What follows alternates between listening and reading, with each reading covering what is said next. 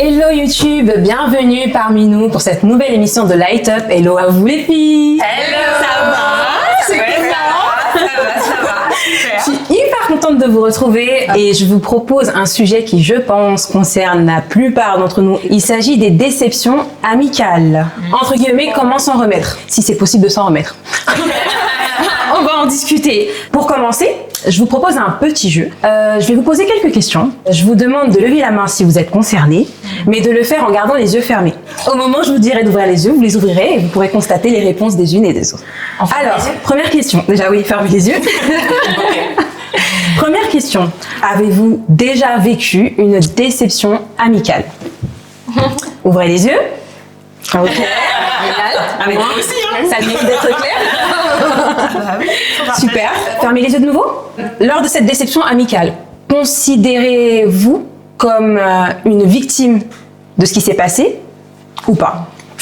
Oh, ça c'est délicat comme question. Ouais. Est-ce que vous vous êtes senti victime? Ah chérie, Si, je peux lever les deux mains même aussi. Ouvrez les yeux. Oui. Ok. Deux fois. Fermez les yeux de nouveau. Au sujet de cette déception amicale ou d'une autre, est-ce que vous l'avez vécu en tant que cette fois-ci coupable ou est-ce que vous vous considérez comme avoir eu une attitude qui a empiré les choses? Ouvrez les yeux. Ok, c'est bien. Une dernière question. Fermez les yeux. Avez-vous déjà été à l'initiative d'une rupture amicale au sujet de cette déception ou même d'une autre? Ouvrez les yeux. Je sais pas en fait. On va en discuter. Je sais pas.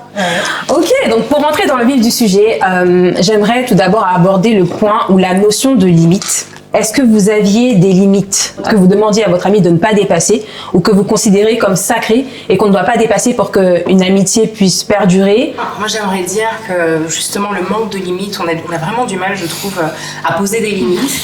C'est plus facile quand on date quelqu'un de se dire bon, bah moi, je veux ci, je veux ça ou je ne veux pas ça. Mais en amitié, c'est vraiment, j'ai l'impression, le no man's land, quoi. Enfin, c'est vraiment le territoire dans lequel on a vraiment du mal à définir, je trouve, les choses, à les dire et à tenir.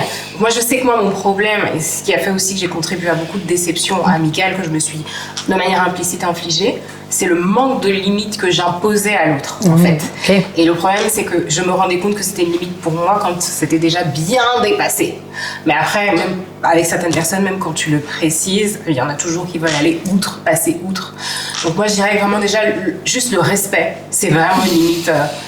Après, on peut mettre beaucoup de choses dans le respect, c'est mais ça. Pour moi, c'est une limite, ce que j'allais dire. vraiment le respect de ma volonté, respect de ma personne, la manière dont on s'adresse, est-ce qu'on...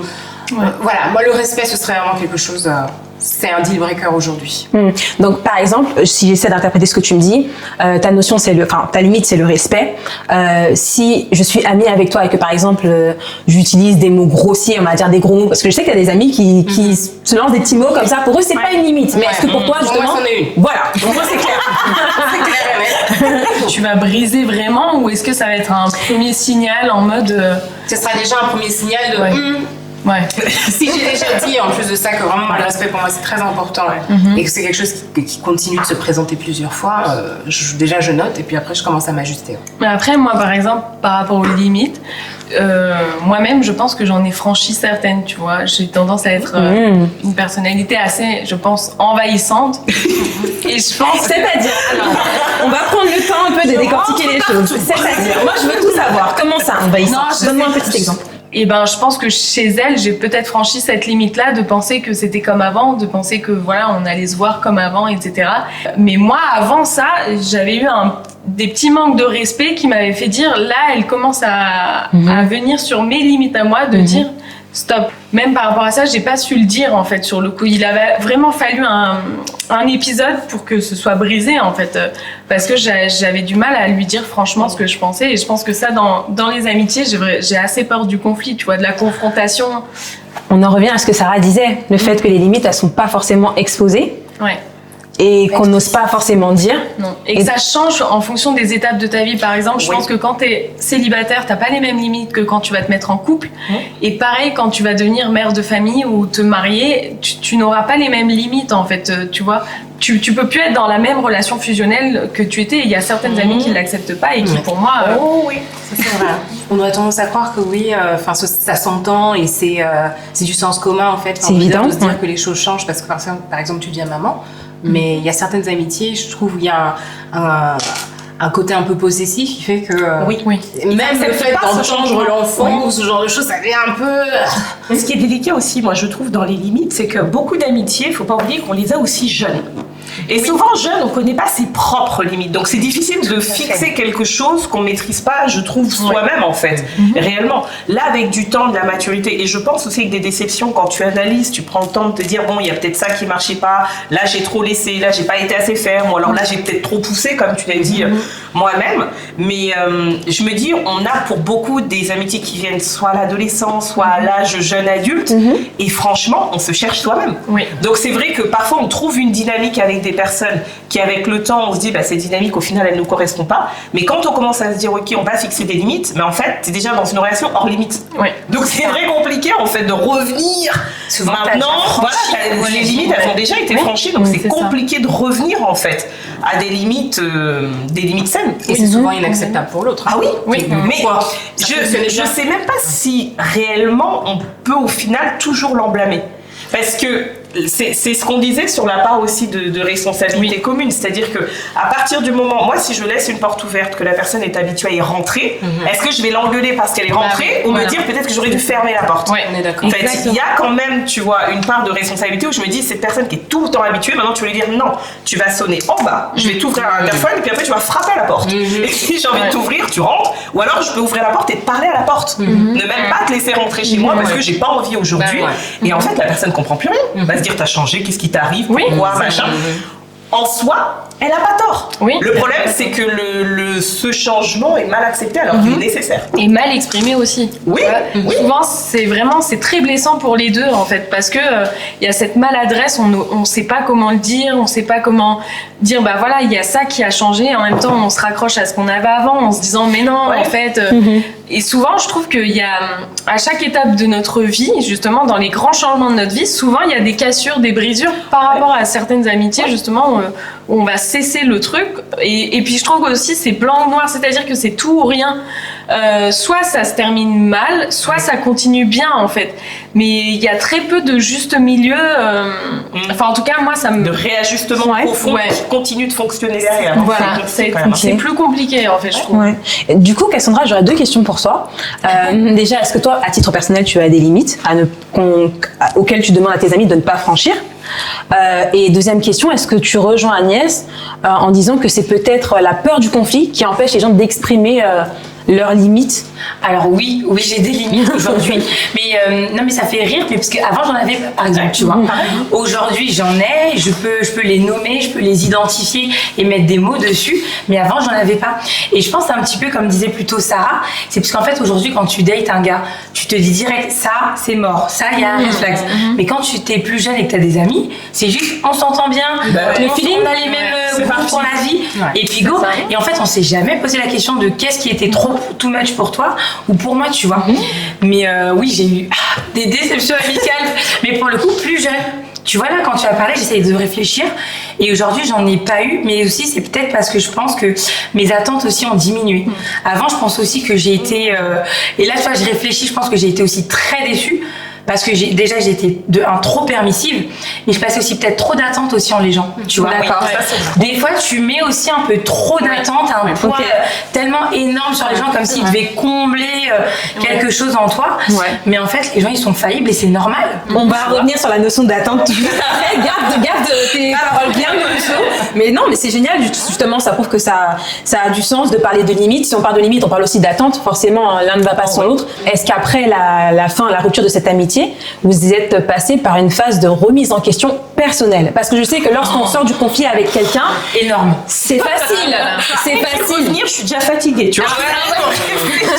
Économise tes forces, mais fais-le quand même. Ouais, c'est fou parce qu'on pense qu'on est passé au truc, mais tu sais que là, quand tu me poses ces questions, ça frappe. Tu sais, là, j'ai l'impression que tu me remue quelqu'un devant, quoi. Non, mais c'était pas l'objectif, mais tant mieux, la réaction sera d'autant plus authentique. Je peux dire ça comme ça. Complètement. Remise en question, oui ou non? Alors, moi, oui.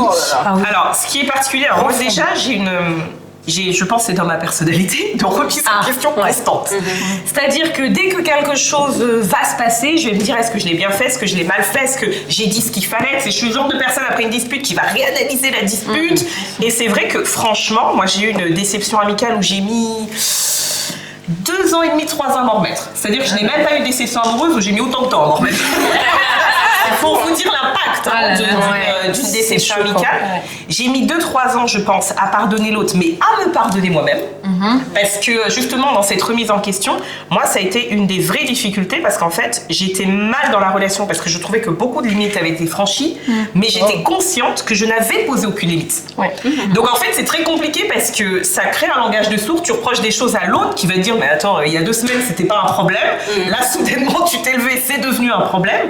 Et en fait, c'est vrai que tu culpabilises même en fait. Tu sais d'avoir des limites et de vouloir poser des choses. Donc tu te remets en question en disant non mais j'avoue, pourquoi je suis obligée de faire ci, pourquoi cela, etc. Alors que quelque part, tu sais que tu es dans ton bon droit en fait.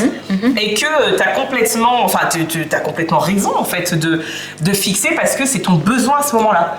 Donc tu veux dire que ta remise en question, elle a tellement été profonde qu'elle t'a même poussé à douter de la décision que tu avais prise. Complètement. Moi je m'en suis voulu pendant longtemps. Moi, remise en question, mais en fait, je crois que je m'en suis même plus voulu à moi qu'à la personne. Donc on rejoint ça, tu vois. Je m'en suis vraiment voulu. Je me suis dit, mais en fait, tu sais, j'ai l'impression que le moment de la rupture, justement, le moment où on dit, où tu te rends compte que t'es déjà allé tellement trop loin, en fait. T'es allé trop loin, bah je me dis mais en fait mais pourquoi en fait et tu sais c'est horrible parce que c'est là où t'as le truc en pleine face et tu te dis mais en fait pendant tout ce temps pourquoi j'ai laissé faire tout ça. Exactement. Et en fait tu te remets dans mon cas je me suis remis en question mais même plus tellement sous l'angle de l'autre mais de moi. Quel est mon rapport aux gens? Est-ce que j'ai autant besoin de chercher l'approbation chez les gens? Est-ce que j'ai besoin d'être autant fusionnelle avec quelqu'un? Pourquoi j'accepte tout ça? J'ai accepté des choses intolérables mais vraiment les filles je vous jure. Et je me dis, mais pourquoi en fait, tu vois? Quel genre de choses? C'est ma chérie. C'est terminé. En détail. Non mais, moi là, vraiment, sur Light Up, on met les tripes sur la table. Hein. C'est confessions intimes. Non, mais moi j'ai eu, des trucs de ouf. Hein. J'ai eu du style, ta meilleure amie couche avec ton mec. Donc moi, je suis pas juste du. C'est pas du petit level, ça. Voilà. Moi, j'ai eu une déception, mais. Profonde, vraiment presque dans ma chair, quoi, tu vois. Et je rejoins un peu Sandra, je sais même pas si j'ai déjà été déçue comme ça dans le domaine amoureux, tu vois. Et je m'en suis voulu parce que tu te remets en question, tu te dis, mais est-ce que t'es bête? Est-ce que t'es naïve? Est-ce que. Tu sais, t'as vraiment l'impression d'être à un moment où tu te dis, mais en fait, tu es le dindon de la farce, tu es dans une comédie. Et tu te dis, mais merde, en fait. Et tu te dis, en fait, où est-ce que ça a dérapé? Quand? Comment? Pourquoi? Et tu vois, même jusqu'à aujourd'hui, j'ai pas toutes ces réponses, tu vois. Mais je pense en tout cas, par contre, que même si j'ai pas la réponse sur tout, une chose dont je suis certaine, c'est que ça vient du fait de ne pas avoir mis de limites. D'accord. Quand Donc tu on en mets revient pas aussi. de limites, pour moi vraiment, on n'a pas toujours l'explication du comportement des autres. En revanche, ce dont je suis sûre pour moi, c'est que le fait de ne pas mettre de limites, en fait, tu crées même pas un cadre sain. La relation n'est pas saine. Avec nos enfants, on a des limites. Au travail, on a des limites. Avec notre partenaire de vie, on a des limites. Donc pourquoi pas avec nos amis? Mais c'est vrai que je sais pas pourquoi c'est si difficile de nommer, de les établir et de les mettre en fait, tu vois. C'est la peur de pas être accepté. Moi, je pense que c'est ça. Et puis, je pense que on se l'avoue pas toujours, mais on pressent quand même à quel genre de personne on a affaire. Faut dire la vérité quand même. Il y a des gens avec qui j'ai vraiment beaucoup de facilité à dire bon, écoute, là, c'est comme ça. Bon, avouons quand même, quand on a une tendance à pas poser de limites, ça se retrouve dans pratiquement tous les domaines de notre vie, donc on va pas mentir. Moi, c'était un peu le profil que j'avais avant que je me soigne, mais c'est vrai que oui, j'avais du mal de manière générale à poser des limites. Mais c'est vrai que même ceci étant dit, il y a des personnes avec qui on sait que, en tout cas, Là, c'est pas le genre de personne qui va accepter, qui va comprendre, qui va tolérer. Du coup, on se dit, bon, qu'est-ce qu'on fait? On s'écrase pour garder la relation? Ou alors, on s'affirme, mais on peut perdre la relation ou avoir des représailles aussi. Oui, mais est-ce que ça vaut le coup de la garder, tu vois? Oui, mais dans ces moments-là, quand tu vis le truc, c'est quand tu es jeune, oui, mais oui, tu dis, ah, mais bon, on a déjà cette historique. C'est ça. Et puis bon, on rigole bien. On est comme ça, et puis elle est comme ça, et puis moi aussi je suis comme ça, c'est la vie, bon, passons. Et puis voilà. Moi, la remise en question, ça a été violent parce que après qu'on se soit confronté, moi, ça m'a profondément blessée et vraiment, j'ai mis peut-être 2-3 mois avant de couper définitivement la relation parce que j'avais cette culpabilité-là de me dire aussi en tant que chrétienne, tu dois accueillir l'autre, tu dois aimer ton prochain, pardonne à ton prochain et du coup, ce travail de pardon. D'acceptation et de se pardonner soi-même aussi a été vraiment très dur et là ça fait à peu près 1 an et après cette relation j'ai eu envie de me fermer tout d'un coup à tout le monde de me recroqueviller sur moi-même. J'ai dit Jésus t'es mon seul meilleur ami. C'est la fameuse phrase qui parfois devient automatique après les décisions. Mais tu sais, quand t'as parlé, ça m'a fait penser à... En fait, je pense que plus l'attachement est fort, plus la déception est forte. Je pense que la déception est vraiment comme une montagne qui te tombe dessus. Parce qu'aussi, ton degré, peut-être, je sais pas, de fusionnalité, je sais pas, ça dit avec la personne, est tellement fort que quand tout s'arrête, c'est très violent. C'est très violent. Exactement. Plus le deuil est important. Et moi, vraiment, j'ai eu une période où j'ai vraiment vécu une petite mort. Pas une mort. Mais c'est une partie de toi. Une partie de toi. Vraiment, j'ai vécu comme un deuil vraiment, mais long et lancinant et pénible et anxiogène et avec des crises d'angoisse, avec vraiment ce sentiment de mais c'est pas possible en fait. C'était quelque chose de tellement établi, qui avait tellement une place dans ma vie que enfin je veux dire c'était vraiment comme si mon monde en fait tremblait en fait. C'était un tremblement de terre et les fondations commençaient à craquer en fait. Mais j'ai même l'impression que la différence avec la relation amoureuse, c'est qu'en fait dans le couple, je trouve qu'il y a un côté un peu franc. Tu vois, on peut se dire les choses. Je pense. Et moi, dans cette amitié-là, je l'avais pas, ce côté franc, où dès que j'avais un souci, je lui disais.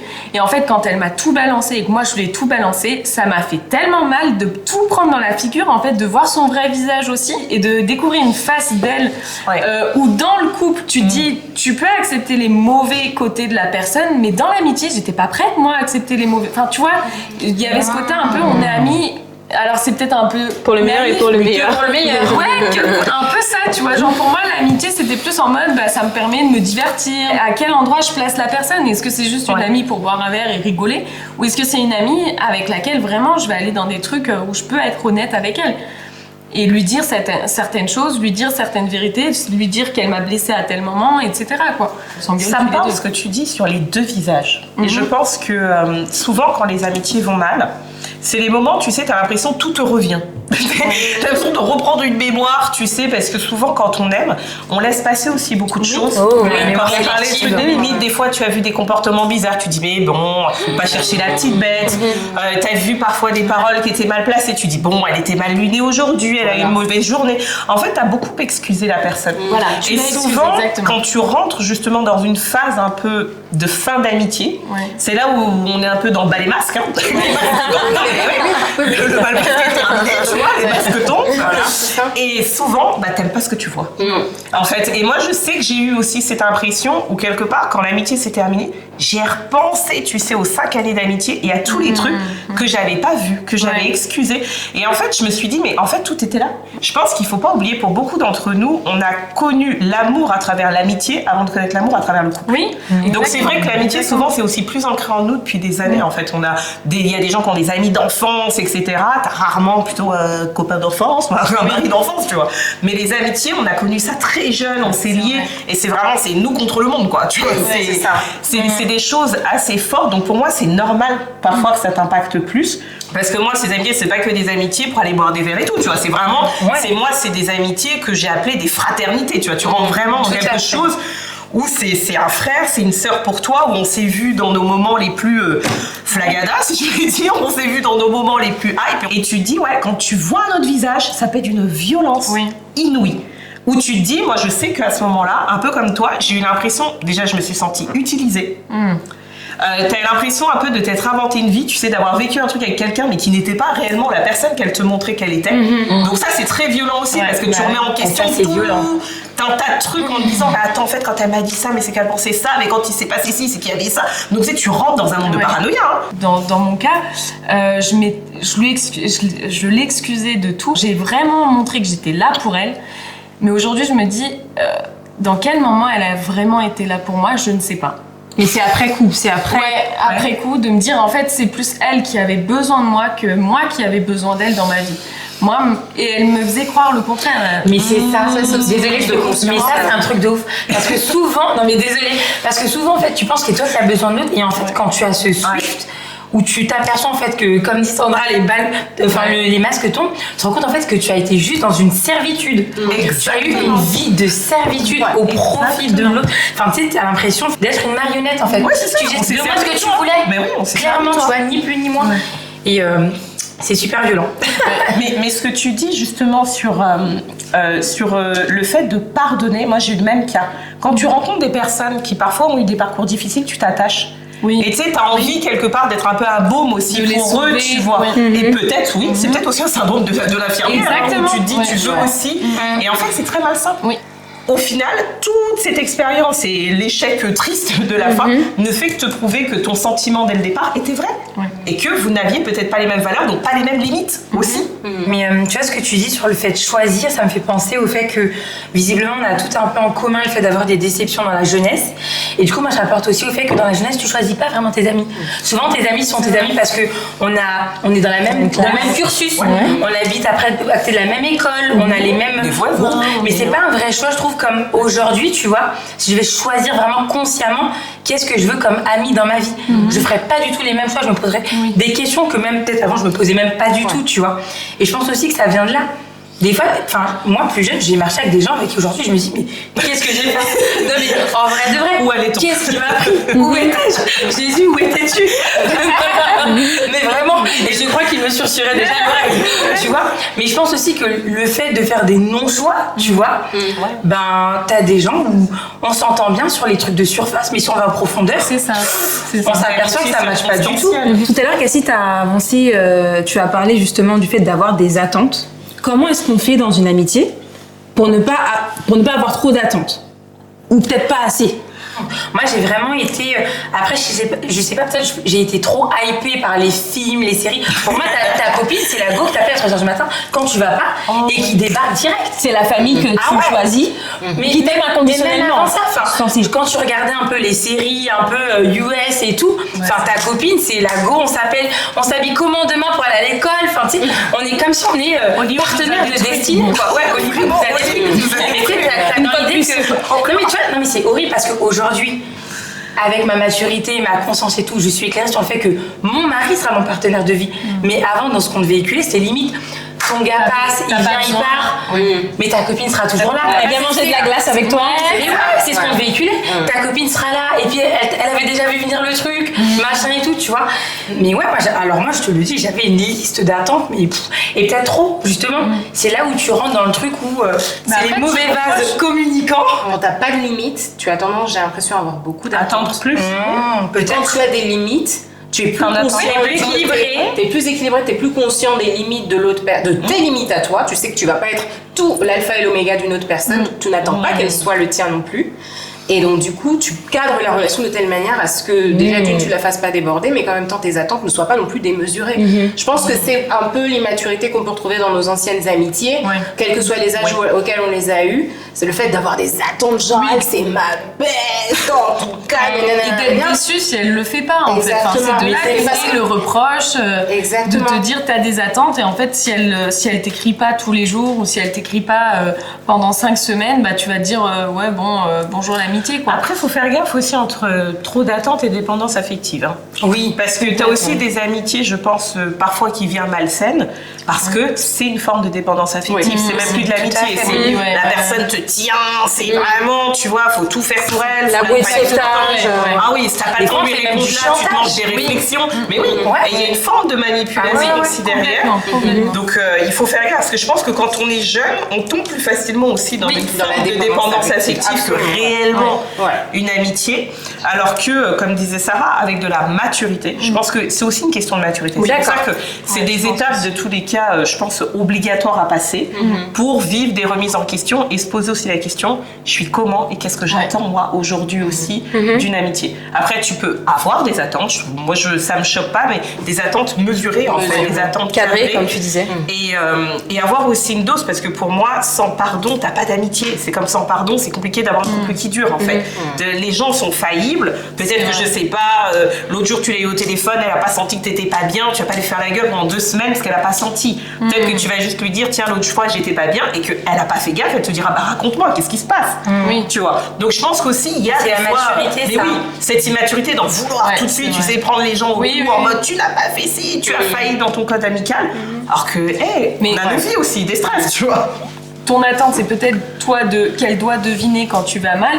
Moi, aujourd'hui, je me dis, si j'ai besoin de me confier sur le fait que je vais mal, c'est ma responsabilité à moi. Je n'attends pas d'elle qu'elle sente que j'aille mal, tu vois. C'est une forme de maturité déjà. Pour moi, quand tu n'attends pas en fait de l'autre, par exemple, de deviner tes sentiments, parce que même dans le couple, hein, des fois, t'as avec quelqu'un, tu vas attendre qu'il devine que tu es dans un malaise.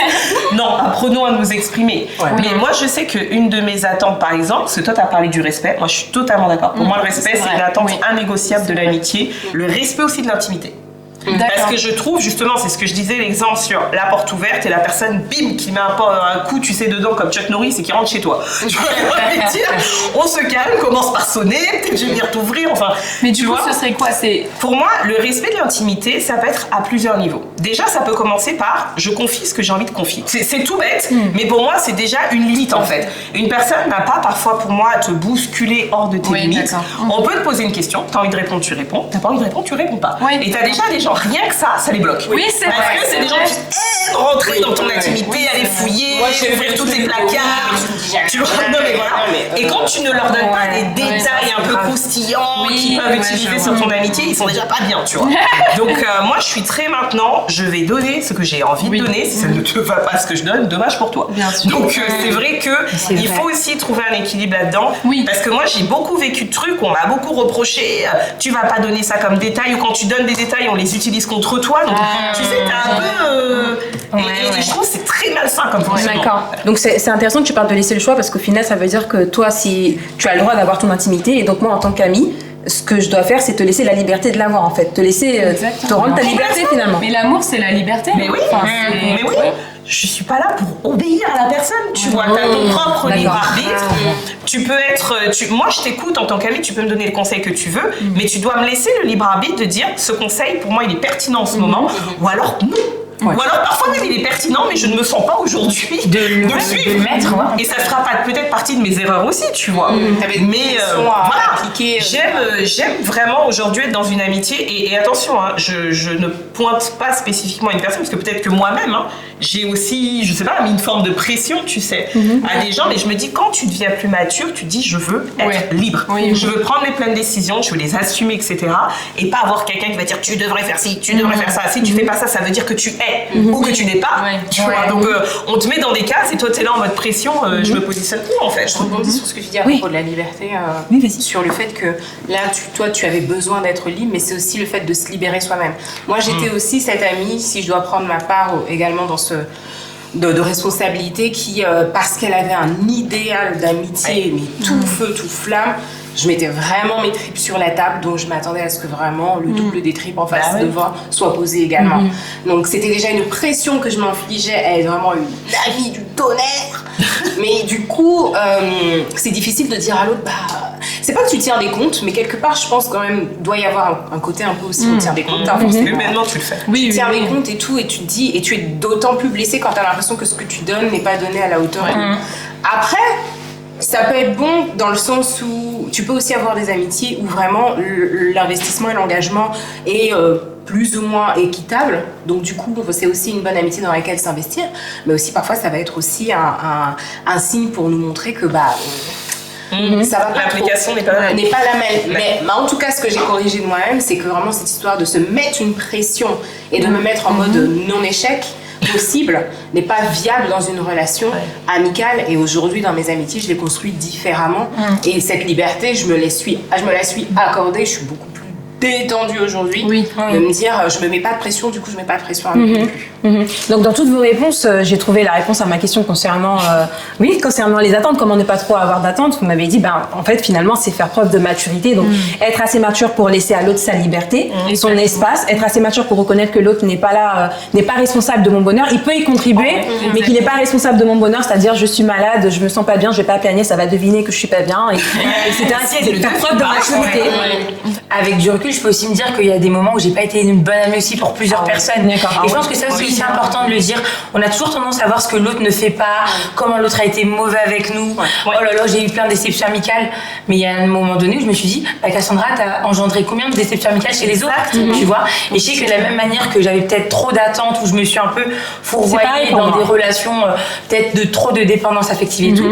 Il y a des fois aussi où j'ai été l'amie, où j'étais trop en mode, mais si je t'ai dit de faire ça, je t'ai dit 4 fois, tu m'as pas écouté, la porte est fermée, allez, c'est bon. Mais en fait, non, et tu vois, aujourd'hui, mon mindset a totalement changé. Aujourd'hui, je me dis que quand une amie vient me parler, si elle veut des conseils, je lui en donne. Mais si elle veut juste de l'écoute, je lui en donne aussi. Et que peu importe ce que je lui dis, et peu importe ce que je lui dis, elle est libre de faire ce qu'elle veut et je serai toujours là pour elle. Mon amour pour elle et le réconfort que je peux lui apporter ne dépend pas de est-ce qu'elle a écouté ou pas mes conseils. Non, ça c'est la vraie amitié. Pour moi, c'est vraiment une amitié d'amour libre. Et de Dieu maturité. nous aime. Qui n'infantilise pas. Cassandra a raison sur le fait que beaucoup d'entre nous avons aussi évolué là-dessus. Oui. Moi, je te retrouve beaucoup. J'étais pas une bonne amie non plus. Et je me dis, il y a une vraie responsabilité à aussi apprendre à lâcher prise. On n'est pas là pour réparer les gens. On n'est pas là, tu vois, je veux dire, on n'est pas Jésus dans la vie des gens. Et c'est très important. Et je me dis, si on les aime, qu'on les conseille du mieux qu'on peut, il faut aussi accepter parfois qu'ils doivent faire certaines erreurs et passer par certaines étapes aussi pour grandir, mais sans les juger en mode je te l'avais dit. C'est vrai. Je pense que le lâcher prise dans l'amour vient aussi dans le fait de lâcher aussi parfois la relation. Parce que parfois on a aussi des relations dans lesquelles, comme tu dis, on est un peu... on s'est auto-aidé, on s'est mutuellement aidé, on a été l'infirmier de l'un ou de l'autre à un moment, ça devient un peu compliqué. Parfois, le lâcher prise aussi dans l'amour de l'amitié, c'est de se dire je t'aime tellement en tant qu'ami pour reconnaître que vraiment là je peux rien. Et que vraiment si c'est pas Jésus et toi dans ce cheminement de ta vie et dans cette section de là de ta ça dépasse mes compétences. Ça dépasse mes compétences en fait. En conclusion, est-ce que vous seriez d'accord avec moi pour dire que pour se remettre d'une déception amicale, ou du moins s'il y a des tips ou des conseils qu'on peut donner à nos spectateurs, à nos abonnés, peut-être premièrement faire le compte des limites qui ont été franchies. Deuxièmement, se remettre en question, parce qu'on n'est pas forcément tout blanc ou tout noir dans une relation. Et éventuellement se pardonner, pardonner l'autre, la notion du pardon dont tu parlais tout à l'heure, hyper centrale. Pour nous comme pour l'autre. Pour nous comme pour l'autre. Et faire preuve de responsabilité vis-à-vis des attentes qu'on aura dans le futur. Et même peut-être des attentes qu'on avait réalisées qu'elles n'étaient pas réalisables pour la personne qu'on avait en face de nous. Voilà. Et je rajouterais vraiment se laisser du temps. Parce que des fois, le temps au temps, en fait. Parfois, on voudrait se remettre tout de suite des choses et en fait, parfois, on va ressasser. Mais c'est le temps, en fait, finalement, qui va aussi effacer les blessures, etc. Et moi, je rajouterais, parce que c'est quelque chose que j'ai fait, juste de prier pour ses amitiés. On a cette habitude, j'allais dire, en tant que femme chrétienne, de prier pour son futur conjoint, etc. Mais en fait, on le fait pas pour ses amitiés.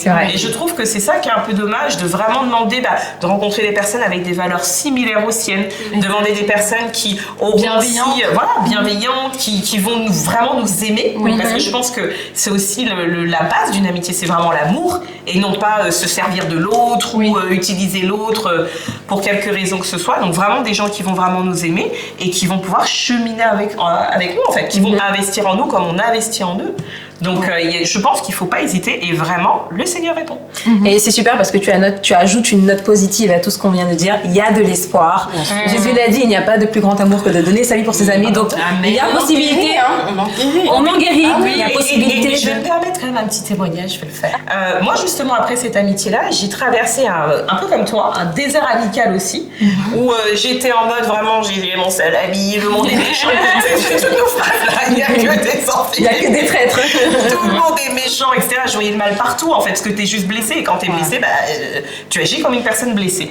Et en fait, j'ai passé, je sais pas, peut-être 4 ans où vraiment je voulais plus m'ouvrir à personne, je voulais plus me rapprocher de personne. Vraiment, comme a dit Agnès, j'étais vraiment dans cette phase en mode c'est bon, j'ai moi, mon mari, mes enfants, Jésus, je suis comblée. Mais en fait, il a fallu aussi me remettre en question et de me dire non, l'amitié c'est quelque chose de bien en fait. Oui. C'est pas quelque chose de négatif. Je pense qu'il faut pas rentrer un peu comme une personne déçue de l'amour qui va se dire ah, tous les hommes sont méchants, toutes les femmes sont ceci. Non, toutes les personnes ne sont pas méchantes. On peut avoir des amitiés saines, on peut avoir des amitiés matures. Et moi, j'avais beaucoup prié pour ça et c'est trop marrant parce que je témoigne de mon amitié avec Sarah. Pour le coup, en fait, quand on s'est rencontrés toutes les deux, on était un peu deux traumatisées de l'amitié. Chacune sortait en fait de relations amicales hyper compliquées et on s'est un peu regardé. Alors nous, on a commencé d'abord par travailler ensemble et en fait, petit à petit, on a commencé à s'ouvrir. Mais c'était vraiment progressif. Presque 6 ans qu'on se connaît et je crois que c'est depuis 2 ans et demi ou 3 ans qu'on s'est, tu sais, un peu comme au collège, on s'est fait une lettre, genre est-ce que tu veux être ma copine? Non, mais tu sais, on nous aimait ça, je veux dire, tu sais. Des contrats d'amitié. Mais oui, mais oui, mais en fait, on se l'est dit parce que toutes les deux, on avait besoin de ça, en fait. On avait besoin d'être rassurés, de dire, ok, si je suis ton amie, tu vas respecter mes limites. Si je suis ton amie, tu vois, on va rester dans tel cadre, machin. Et en fait, ça nous a fait du bien. Et on a eu parfois, tu vois, des phases où on va dire, écoute, telle manière d'agir ou tel truc que tu m'as dit, ça me va pas. Et il n'y a pas de souci parce qu'en fait, on est toutes les deux prêtes à l'entendre et à se remettre en question. Et franchement, ça m'a fait du bien. Donc, je voulais vraiment témoigner parce que pour moi, le Seigneur guérit et peut te donner des amitiés matures, des amitiés vraiment où tu guéris finalement de tous ces enfantillages, entre guillemets, par lesquels t'es passé. Non, merci beaucoup Sandra pour cette lueur d'espoir. C'est trop mignon. Pour ce mot de la fin, quant à vous, n'hésitez pas à nous raconter en commentaire vos déceptions amicales et à nous faire part des tips que vous avez eus pour vous en remettre. Likez la vidéo, abonnez-vous à la chaîne pour avoir accès à d'autres contenus et d'autres émissions et on se retrouve très bientôt. Bye. Bye.